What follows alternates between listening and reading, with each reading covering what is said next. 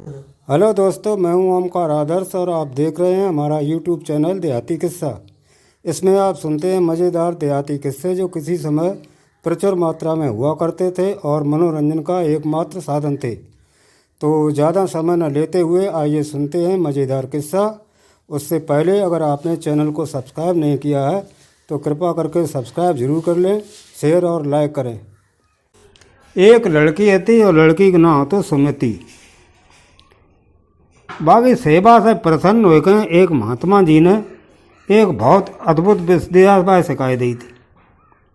अब वह विद्या थी कौओं की भाषा को समझने की, कौओं से बात करे वो। लेकिन एक शर्त थी कि जा रहस्य को जाए दिन बताए दो, ताए दिन बाकी विद्या खत्म हो जाए, फिर काऊ काम की विद्या न रह जाए। अब सुमित की शादी भई तो एक गरीब परिवार में शादी भई और उसको पति है तो वो एक किसान है तो। एक दिन सुमित जंगल में घास काटने के लिए गई। वहां पास है में एक गुफा थी। सुमित ने कौओं को आपस में बातें कत सुनो। एक कौआ बोलो, आज सुमित को भाग खुलन वारो है। दूसरो बोलो, कैसा? पहले बोलो, क्या गुफा में एक संदूक है, अब वहां में तमाम ढेर सारी सरपी रखी हैं। अब सुमित गुफा के अंदर गई, वहां उसे एक संदूक मिलो। वो संदूक को अपने घर ले आई और संदूक के अंदर मोहरन को देख के बागो पति और सास ससुर बहुत खुश भये। सुमित ने अपने घर वालों को बताया कि वो इस संदूक को गुफा के अंदर से लाई है। अब दूसरे दिन वो अपने खेत में काम करने गई। उसने दोनों कौओं को बात करते हुए सुनो। उधर गधेरे के पार एक गरुड़ ने एक हार को खेत में छोड़ो है। एक कौवा बोलो, हैं? दूसरा कौवा कांव कांव करने लगा। सुमित अति गधेरे के पार गई, वहां खेत में सचमुच एक हार पड़ा हुआ मिला। वो अपने घर ले आई। अब हार को देखकर सुमित के घर वालों को शक हो कि ऐसो ना बहू को कोई संबंध का हो, चोर वगैरह हो चक्कन तो हो। सो उनने कहा करो कि सुमित को गत्ते निकाल दो। अब सुमित रोत रोत बाई महात्मा की कुटिया पहुंच गई। जाने बाय कौन की भाषा सुनवे की समझवे की वह विद्या दी थी। अब महात्मा ने कही, बेटी चिंता तो मत करो कतई, तुम्हारी जय विद्या है, तुम्हें फिर ससुराल में सम्मान देवे है, तुम अपने ससुराल लौट चलो। महात्मा के जो वचन सुनकर सुमित अपने ससुराल वापस जाने लगी। रास्ता में उसे कौवे बात करते फिर सुनाई दे। सुमित के ससुराल वालों पर संकट आने वाला है, एक कौवा बोलो। दूसरे ने पूछी, कैसे? पहले बोलो, मैंने चोरों को आपस में बात कत भाई सुनो है। वे कहते कि आज रात को सुमित के ससुराल वाले के घर चोरी करें। अब दो कौओं की ये बातें सुनकर और सुमित अति सो भागा भाग जाकर ससुराल में पहुंच गई। ससुराल वाले बाय घर के अंदर ना आन दो। बाने कही कि तुम हमें घर में घुसन दे या ना घुसन दे, लेकिन आज रात जब घर में चोरी होने वाली है। सुमित के ससुराल वालन ने उसकी बात पर ध्यान नहीं दो। सुमित अपने मायके की ओर जाने लगी। रात को सचमुच सुमित के ससुराल में चोरी भई। चोर उनके घर में रखे संदूक, असरफी और हार उठा ले गए। अब उसको पति और सास सोचने लगी, सुमित ने हमें चोरी के बारे में बताए तो पहले ही दो तो जाको मतलब जा है कि जा चोरी बाई ने करवाई है।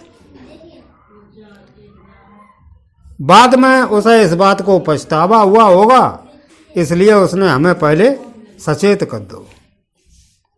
अब वे सुमित के खोज में निकल पड़ी। रास्ते में मिली, उन्होंने सुमित को बहुत बलो को, जब वे सुमित के साथ जंगल में थे तो उसने कौओं को बात करते वो फिर सुनो। मुझे सुमित के ससुराल चोरी करने वाले चोरों के बारे में पता है। दूसरे कौआ ने कही, जा बता सुमित को कैसे पता लगे कि उनको घर को रास्ता कौन सा है।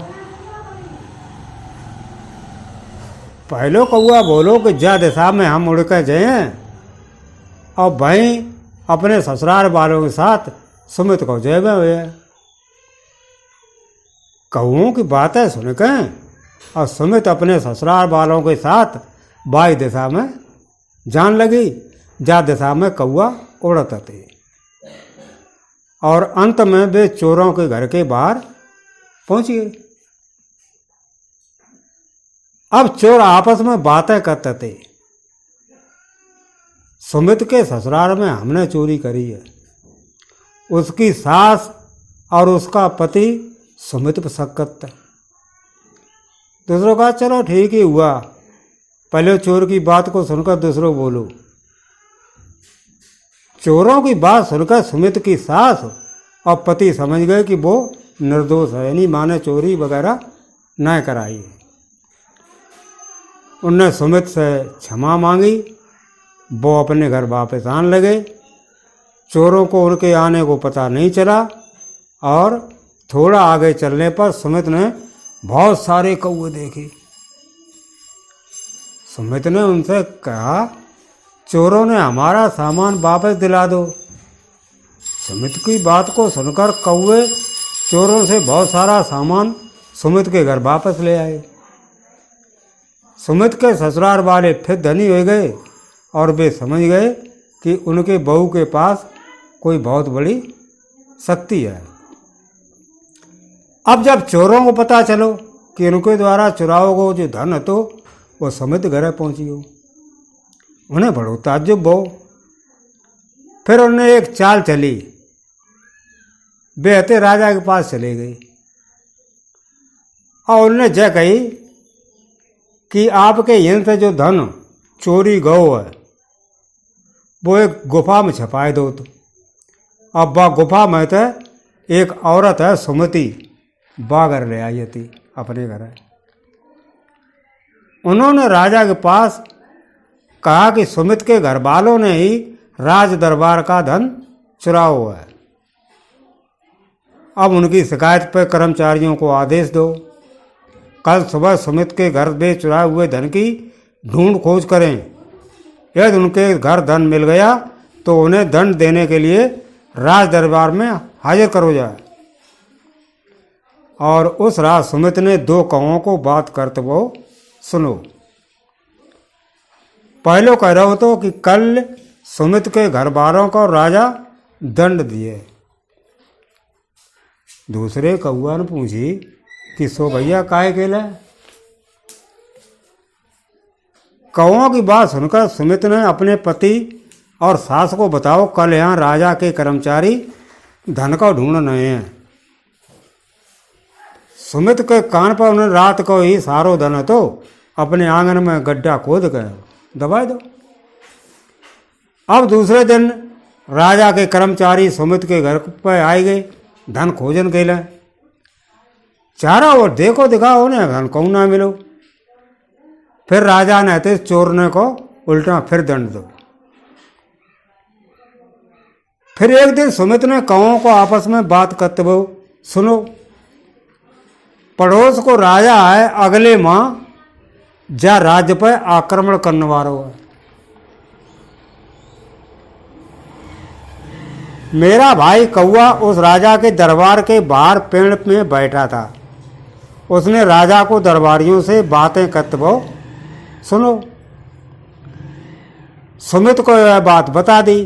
राजा ने युद्ध के लिए सुरक्षा का इंतजाम कर लिया और ठीक 1 महीने बाद पड़ोस के राजा ने आक्रमण कर दो। युद्ध में राजा जीत गयो। राजा सुमिति से बहुत प्रसन्न हुआ। उसने सुमित और उसके पति को अपने दरबार में नौकरी दे दी।